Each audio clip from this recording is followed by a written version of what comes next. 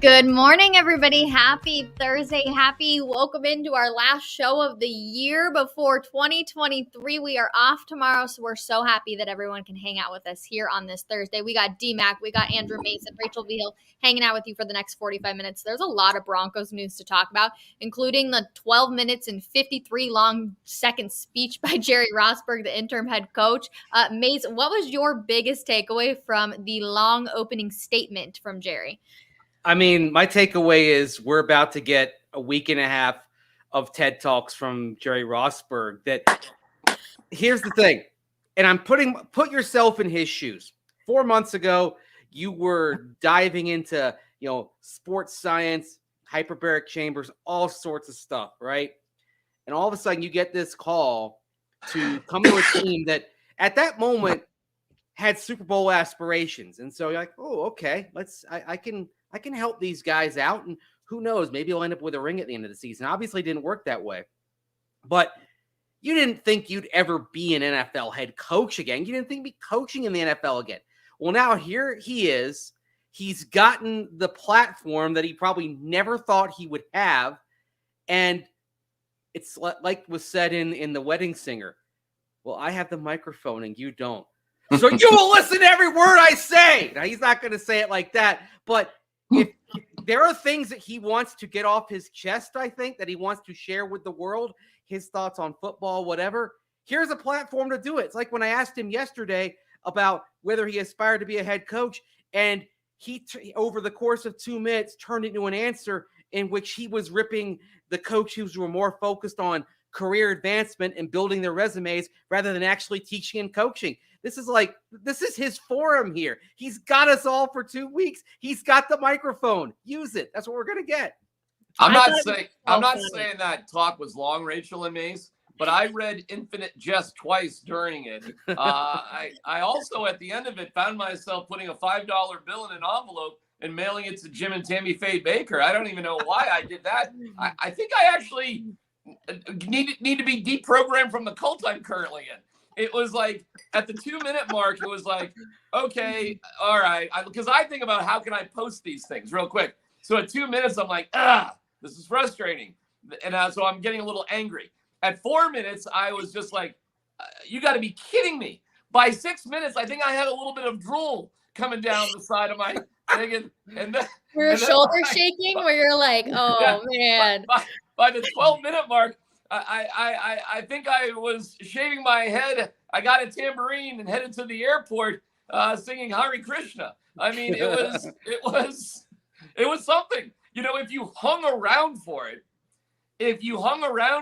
you got sucked into it. At least I did. I did too. And so at the end of it, I mean, and it was long, but like the way he presented it, I asked him at the end of it, are you desiring to be in the running for the head coach?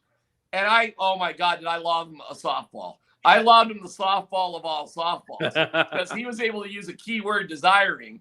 And I don't even know why I used that word, but he was like, I'm desiring to have a good week of practice and a good day. I'm desiring to put ourselves in the best chance to win. I'm desiring to have Cocoa Puffs for breakfast. I don't know. He hit like 7 or 8 desiring things.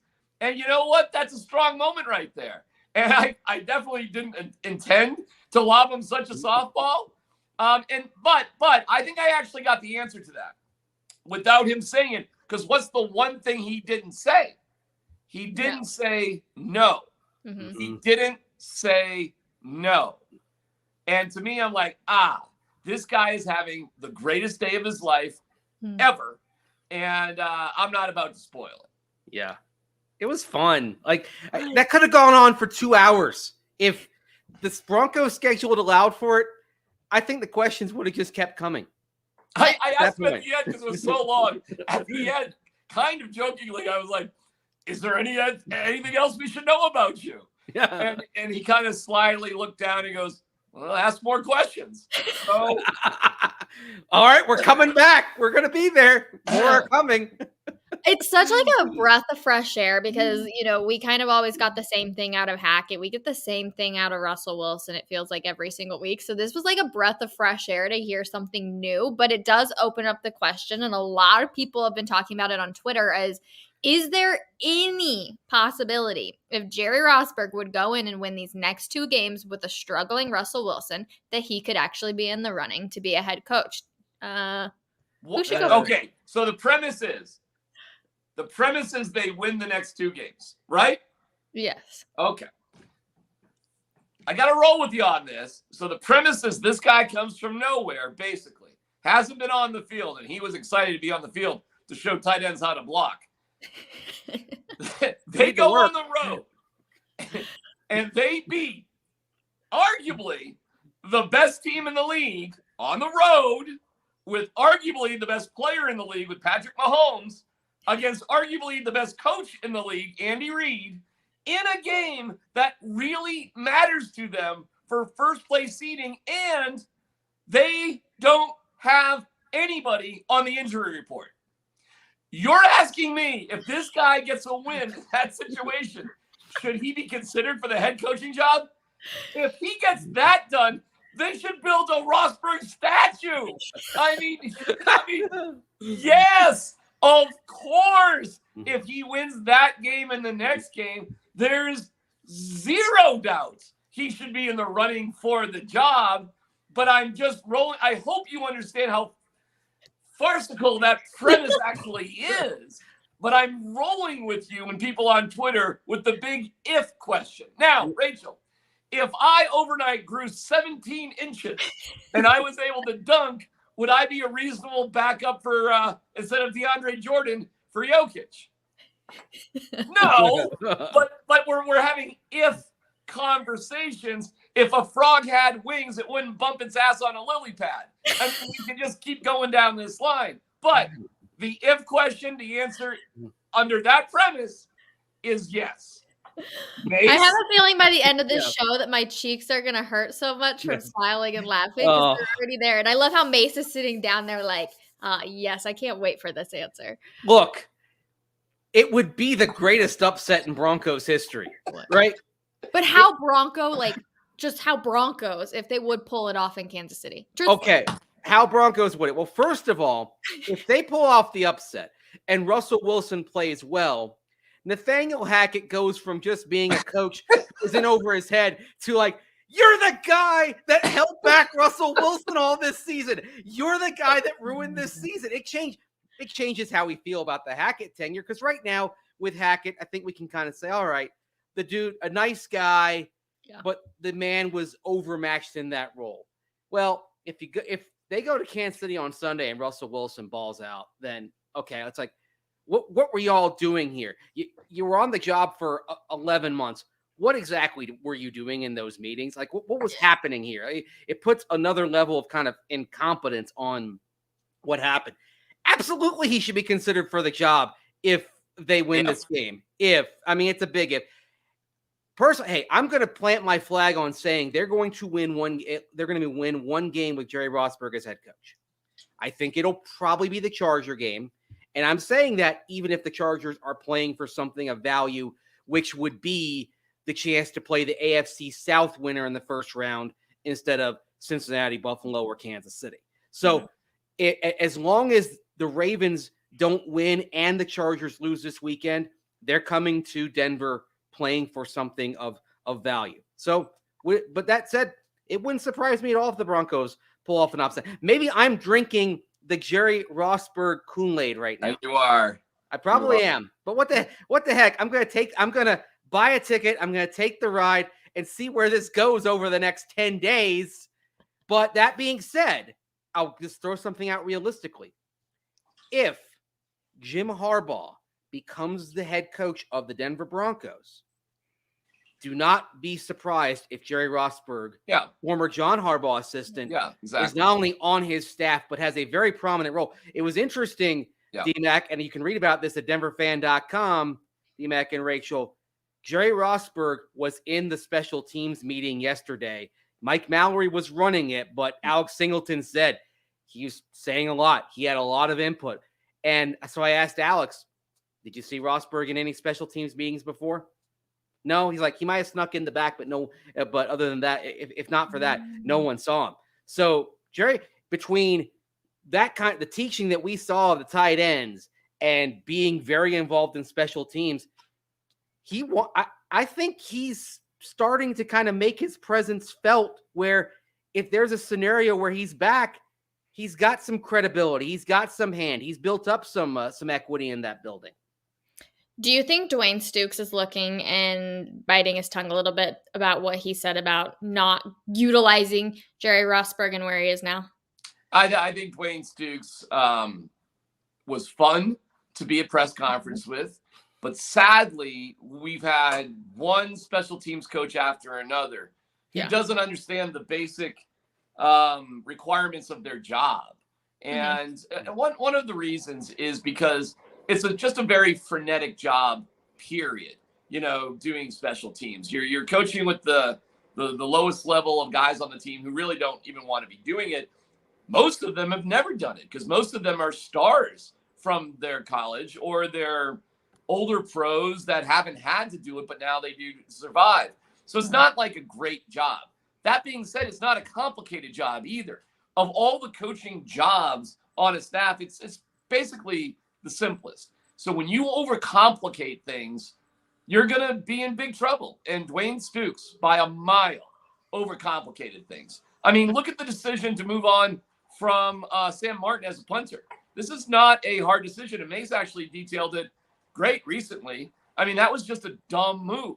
And that is the choice of the special teams guy. I've got nothing against Corliss Waitman, but you had a proven punter in Sam Martin who's gone on to punt very well for Buffalo the few times that he actually has to punt. So Dwayne Stukes he dug himself a hole. Was he entertaining? Sure, he was entertaining. But dude, it was like week after week of like, wow, this guy really doesn't know how to do this job, which is remarkable for somebody who was an assistant for so long under Joe DeCamillis, who does know how to do the job. And it just goes that, guys, there is just such a big difference between being an assistant and being the boss in certain departments. Now, Rosburg was a special teams guy for 19 years. I mean, that is a long time with John Harbaugh, who's another special teams guy. Yeah. Look at Rosburg's demeanor. He's calm. He's gathered. He's direct with things. And that's just the way you got to be. Not only, I think that's the way you got to be as a coordinator, period. I think the yelling, screaming, frenetic, sort of thing, I just don't think it works. I mean, there's some science and some very specific logistics with coaching that goes way beyond some sort of locker room banter. Yeah, those are all very true points. Another thing also, and it goes beyond Dwayne Stukes, but you look at this staff that was put together and how many of these coaches were making level jumps, right? Yeah. Stukes from assistant special teams to special teams, Justin Alton from tight ends to offensive coordinator. You had one of your linebackers coaches went from college to the pros.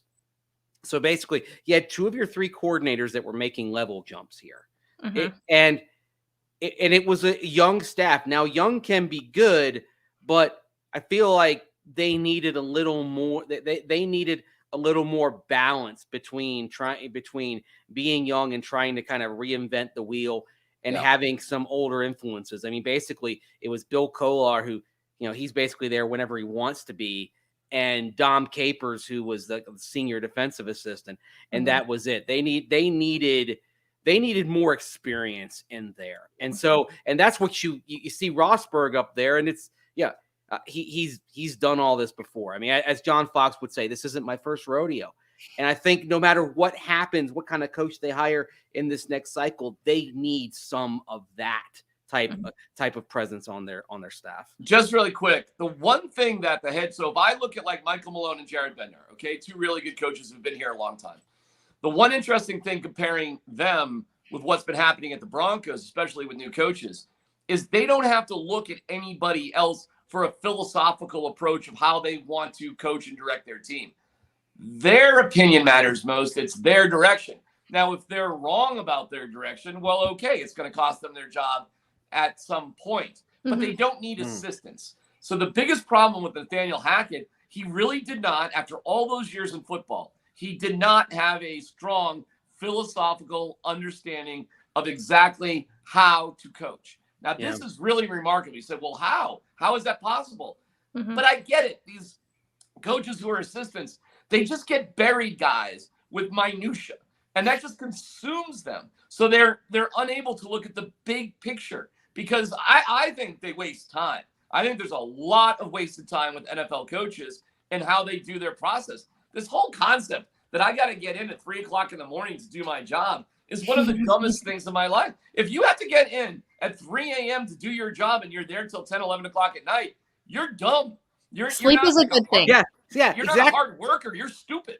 By the end of the week, it's like you're drunk. I mean, there have been actual studies on this that say if you're not getting enough sleep over the course of like 5 or 6 days, that by the time you get to Sunday, in theory, it's like you've had 4 cocktails, which might explain a lot of what we saw this year, perhaps. And I tell you, really quick, every single media session this year, including yesterday with Rosburg, started late. Every single one. They could not get things done on time.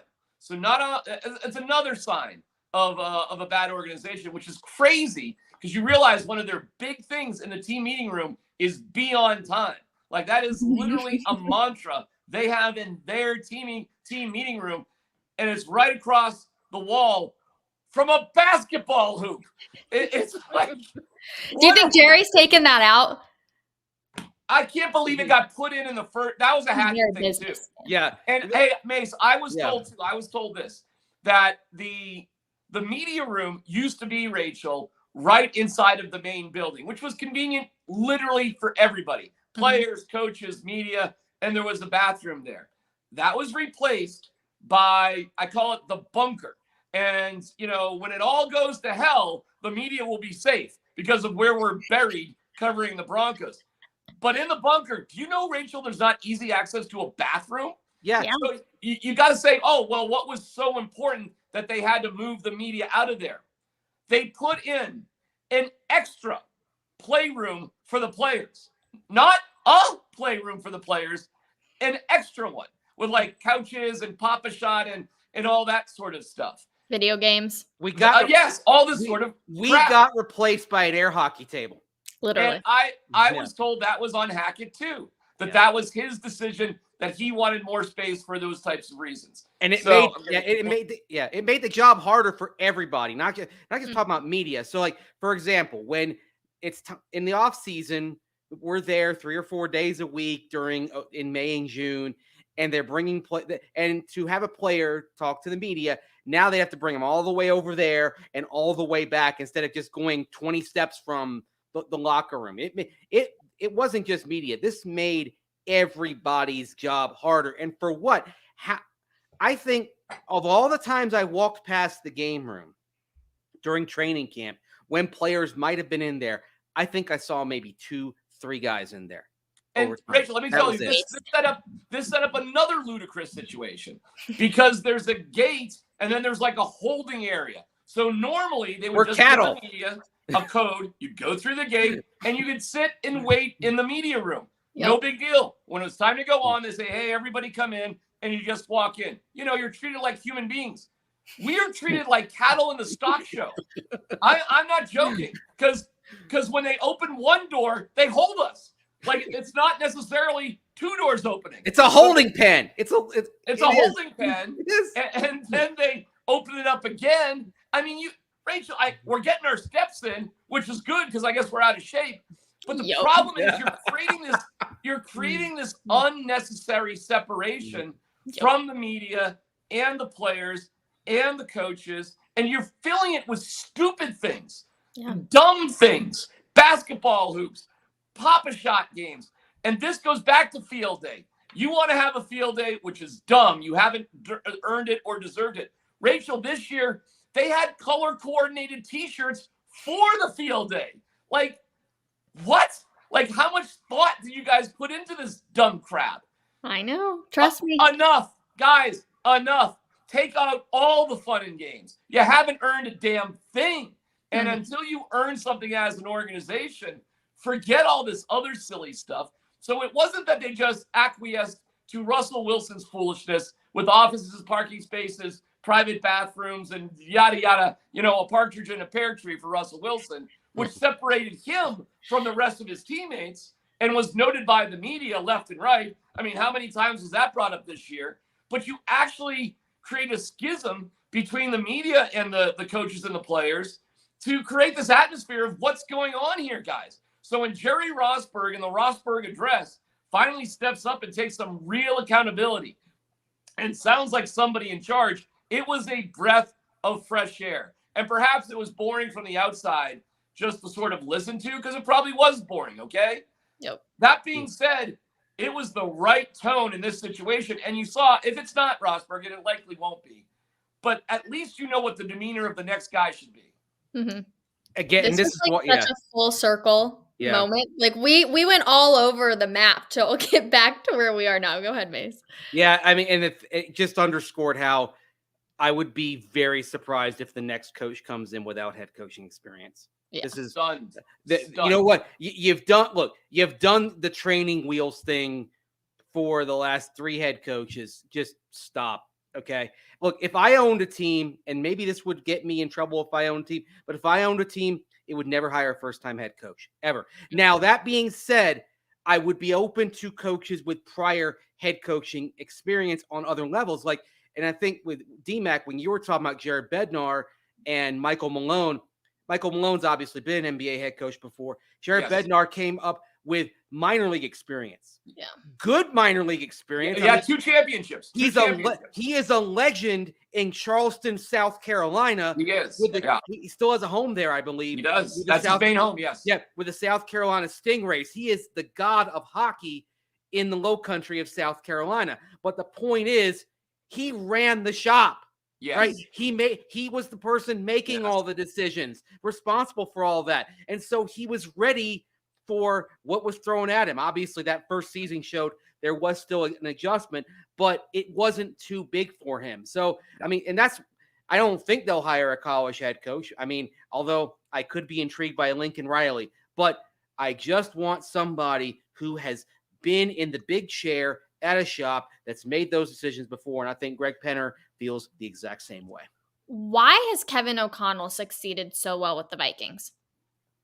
Yeah, that's a great question, Rach. Yeah. Some guys get it. Some guys just are attuned to it, and they just get it. Daboll's been relatively successful with the Giants, not like O'Connell. Yeah. I don't know. I mean, but some guys got it, Rachel. I don't know. Everybody has to be a first-time head coach at some point. Yeah. So some guys get it and some guys don't. Most don't, though. And so I don't really mind them taking a chance. I thought the Vic Fangio hiring was stupid. I thought the VJ hiring was bad too for different reasons. He just wasn't experienced as a coordinator. I think he would have been a much more interesting candidate in 3 or 4 years, that sort of thing. Mm-hmm. Yeah. So I'm not saying you can't do it. Like I look at it like, all right, VJ, but look what Josh McDaniels had done before he got that shot. And I don't know, how long was O'Connell a coordinator for? Mace would probably know better than I. I think he was a couple of years, but he wasn't a play calling coordinator. I mean, you would look at him and say, okay, the experience level would have been lacking. And that's why, like I say, if I were an owner, I might get in trouble because I probably wouldn't hire a coach like Kevin O'Connell, whose experience was very limited. But this is somebody who certainly had the presence. He did interview with the Broncos. I did hear he interviewed well with the Broncos in that process. I'll say this for him, though. If you look at his staff, and we talk about like experience, right? He's got Mike Pettin, who is a longtime coordinator and has been a head coach before. His defensive coordinator, even though this guy has been under some fire this year, is our old friend Ed Donatel, somebody who hasn't been a head coach but has seen everything. So you look around, and even like his play calling offensive coordinator is Wes Phillips, who's the son of Wade Phillips. So in his life, he's seen an awful lot too. So you look at the Vikings staff, and he wasn't afraid to have people in decision-making spots who had seen more than he had. Like that, and that's a key thing. If you're a first-time head coach, you should want more experience. Dom Capers is the only person that was there that really kind of had that sort of juice, and yet it was almost like he was a token figure. Whereas in Minnesota, you have experienced people who are very close to the head coach and very close to the decision-making process. And I think that was a huge difference for Kevin O'Connell compared to Nathaniel Hackett. Listen, my guy is Jim Harbaugh, because what makes Harbaugh so unique in this situation is he keeps succeeding. It's not like he's actually failed. He's just going up, up, up. And so he is my guy. But that being said, I hope they give a serious look at Jim Caldwell. I hope they give a serious look at David Shaw. I hope these are guys that just, and you could even do, I don't know. Listen, if you could get Mike Tomlin, I mean, we're in some weird situations here where we're like, if we can just play the wheel of, could we get anybody? If I could get anybody, if I could seriously get anybody, it would be Mike Tomlin. And if that is at all in the world of, I just think, to me, that's so ludicrous, because why in the world would the Steelers allow that to happen? But I keep hearing some weird stuff. So if you want to talk about my own personal, just go get him guy, Mike Tomlin, okay? Yeah. He's a guy I have the most respect for, who I think is great with players, and also firm enough that they respect him and fear him the right amount. Unbelievable experience, Super Bowl champion, and I think he can work with anyone. And if you want to get the best out of Russ, I'm looking at somebody like Mike Tomlin.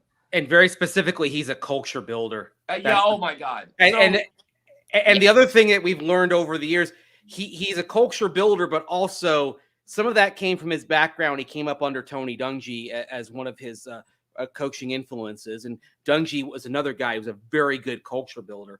But you go to Pittsburgh, and Pittsburgh as an organization, I mean, the DNA is pretty common going all the way back to Chuck Noll, even though they've had different coaches come in. They have something that over the years, even like John Fox came from out of Pittsburgh, right? That was a place where he got a lot of stuff that influenced him. That type of culture translates. Like it just seems the Belichick stuff doesn't translate, but what Pittsburgh does translates. Yeah. Mike Tomlin would be awesome. Mace, I know you have to run here shortly, so I want to just get to one more point with you guys. Speaking of Josh McDaniels, as DMac mentioned a little bit earlier, he is obviously benching Derek Carr, who will not even, I believe, be at the facilities. Like, he's completely stepping away from the team. We've talked a lot about bringing in some competition for Russell Wilson to have. What are both of your takes on, should the Broncos go after Derek Carr? Like, is that good competition for Russell Wilson, Mace? In a vacuum, that would be awesome competition for Russell Wilson. The problem is the cost is going to be prohibitive because somebody's going to pay him at least $20 million to be their starter. I mean, all of it, the availability of Derek Carr potentially that changes the offseason quarterback market. I'll give you an example. I mean, Tampa Bay's looking at life without Tom Brady. Derek Carr makes a tremendous amount of sense for them. And look at the receivers he's throwing to down there. He's gonna have Mike Evans. He's gonna have Chris Godwin. I mean, I just think it's a nice idea in theory, but the reality is some other teams are going to give him a clear shot and give him the money because he is despite how the Raiders feel about him, he is a top 12 to 14 quarterback who you can win with. A really quick thing with Carr, though. He's under contract. You'd have to trade for him or hope the Raiders actually cut him. And from what I read today, they're not sure. What they're doing with Derek Carr right now is actually really, really smart. They're giving themselves the best options. Maybe we keep him, maybe we don't. But our season's over. So we're going to see what else we got because it just didn't work out great this year. But that doesn't necessarily mean they're moving on from Derek Carr. But they're giving themselves a chance smartly to see what their other options are. Carr's under contract. They are going to have to pay. But there's an injury guarantee. And one of the reasons why I think they're not playing him is they don't want to do something that screws them up. Yeah, that's right. And says, oh, we have to pay him. And that's something that does come up with Russell Wilson if things don't go well next year, because that extra $37 million that he'd get if he's on the roster for the 5th day of the 2024 league year, that is guaranteed for injury.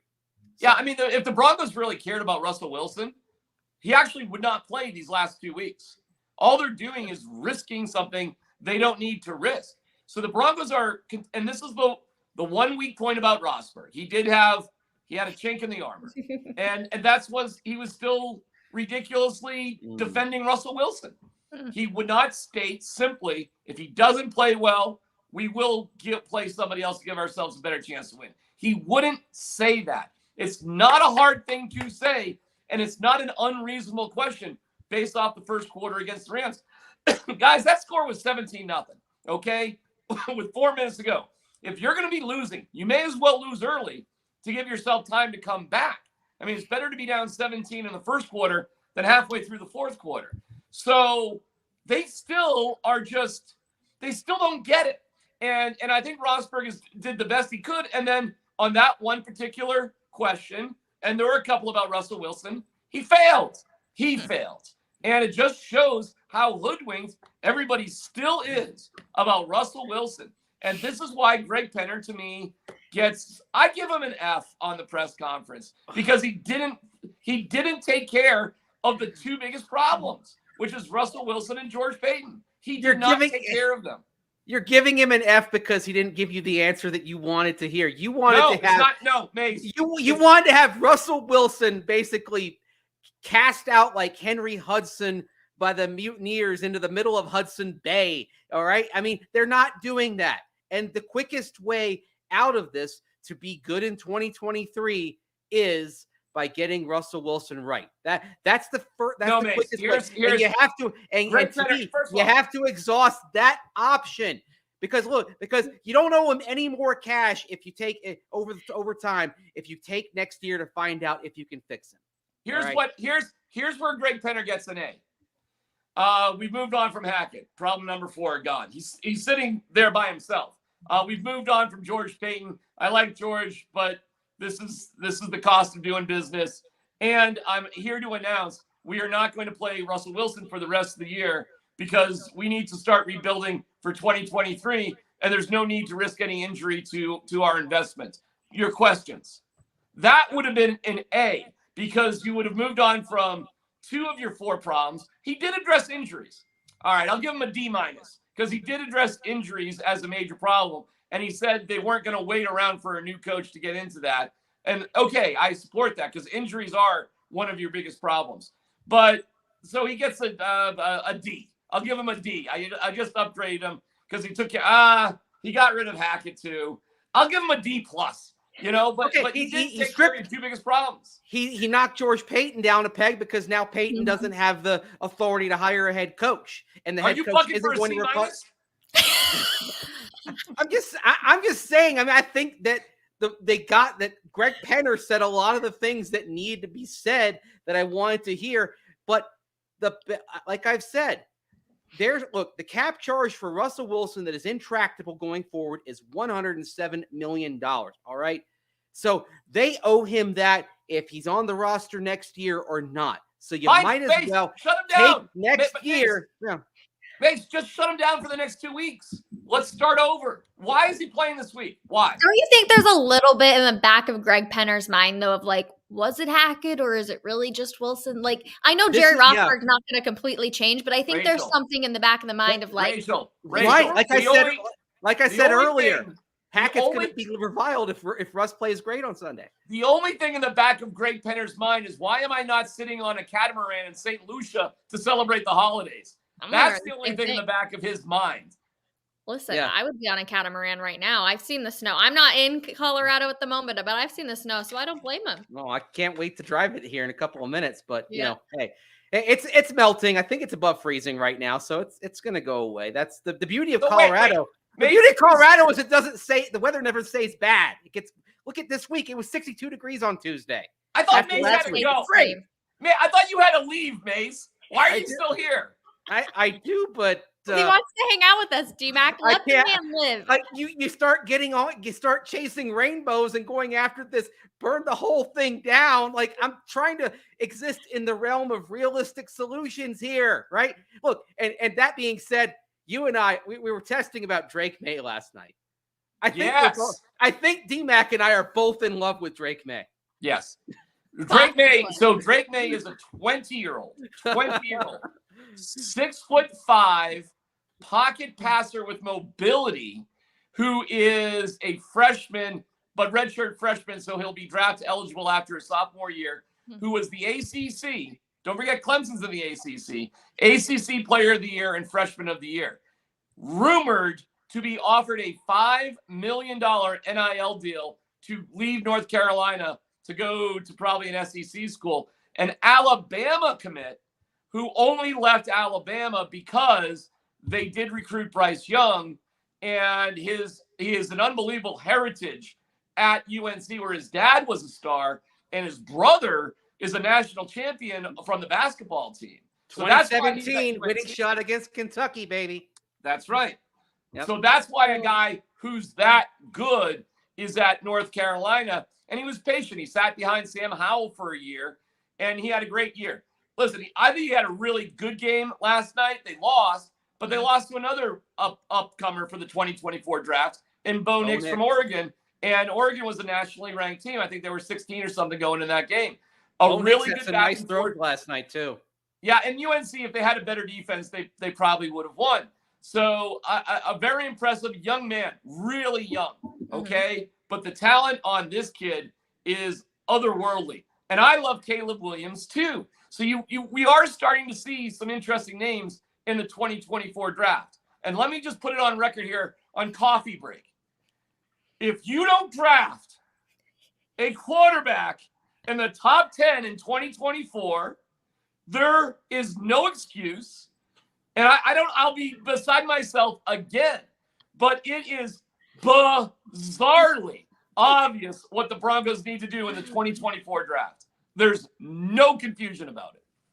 No confusion at all. We will mark it so we can come back and look at this in 2024, a year from now, DMac. All right, Mace, I know you have to go, so thank you so much for taking time with us this morning. We appreciate it. And Happy New Year's, because we will not see you until 2023.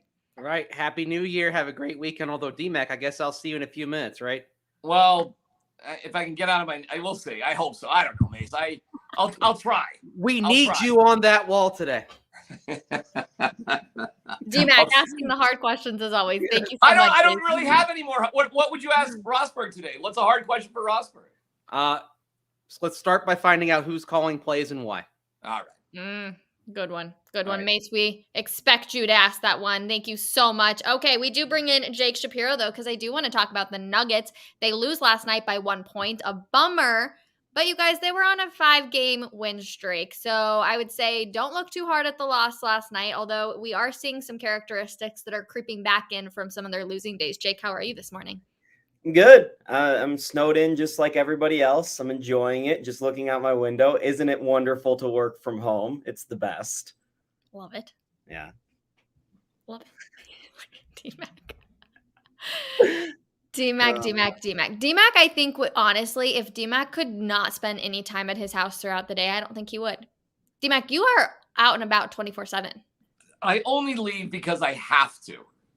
My wife is incredulous that you just made that comment as she slips around the kitchen here. She just glared and she was like, unbelievable. Yes. DMac would have if DMac could have a cot at Ball Arena, I think he'd sleep there. I don't like it that much. I agree. Okay. Listen, I gotta tell you, we've been together 34 years, my wife and I. We don't get along any better than when I'm not here. When DMac is at Ball Arena, things are wonderful. She's got the house to herself. She can watch the game, text you for anything exciting that happens, but then she can do whatever she needs to do. My wife's favorite thing is time with the cats, and I give her that time. We haven't seen any of the kitties in the background. We can do a special appearance real quick. They're hanging out together. Hold on, they're on top. If you have not been on Coffee Break with DMac and his cats, tell me when you can see them. There we go. Aww. So just for anyone that is new to the Coffee Break family and the cats don't like DMac very much. You can search on our Twitter page and find some viral clips of DMac and the cats, of them attacking him. So it is something very interesting. But I do want to get into the Nuggets team again real quick, you guys. And I also want to get into Luka a little bit because, one, he's going viral for his dance moves, but two, because he had an unbelievable night 2 nights ago where he put up 60 points. I believe, Jake, correct me if I'm wrong. Was it 60, 20, and 10? 60, 21, and 10. Oh. Insane. crazy numbers, but it also really added Luka's name back into the MVP race, which means does this hurt? Does those stats really hurt Jokic's chance at winning a back-to-back-to-back MVP, Jake? Yeah, right now, Luka Doncic has actually taken over as the front runner in the MVP candidacy. We're 35, 40 games into the year. A lot's going to happen between now and then. I can tell you one thing. If Nikola Jokic continues to have 30 points, 12 assists, or 12 rebounds and 10 assists a game, which is what he's done in the month of December throughout the rest of the season, he's going to win the MVP, and it's not even going to be close. This thing is going to hem and haw as guys have ridiculous games. Rachel, DMac, do you guys know how many 45-point games with 20 rebounds have happened in NBA history? I do not. Not many. 4. 5? Wow. 4. 2 have happened in the last week. Giannis had one last night.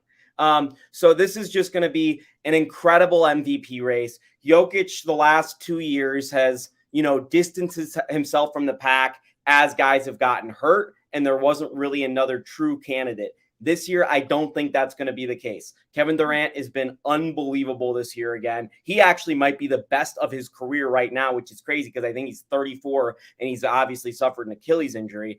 Giannis is going to make a push here. Steph, if he comes back, he could make a push. So this is going to be a really fun MVP race. I'm not concerned with whether or not Jokic wins the MVP at this point. I think the talk is just tired for me. What I will tell you is Jokic is the greatest offensive player in NBA history. Like, it's not even a question to me at this point. You look at some of the numbers he's putting up. Right now, he would have the best true shooting percentage in NBA history among guys who've scored more than 20 points per game. And of course, that doesn't factor in that he's getting 10 assists a game as well.